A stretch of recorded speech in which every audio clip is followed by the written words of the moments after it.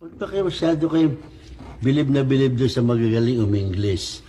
Bakit yung bang English pinagbabasehan ng pag-asenso ng tao o ng bansa? Tingnan mo ang Hapon. Kaya yaman-yaman hindi nagsasalita ng English yan. Oh, yung presidente niya baka marunong pa yung grade 1 natin magsalita ng English Pero maski sila tapos ng Oxford, ng Yale, ng Harvard, hindi nagsasalita na English yan. Pag nag-speech, hukuro na, hukurin, kuro.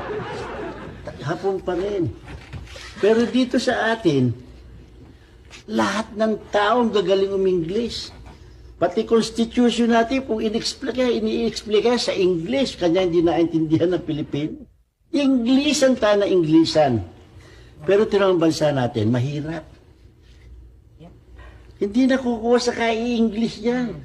Actually, matagal ko na itong pinag-iisipan, okay? Kung ito, kukuha tayo ng consultant o hindi. At tama yung sinasabi mo. Tingin ko hindi na...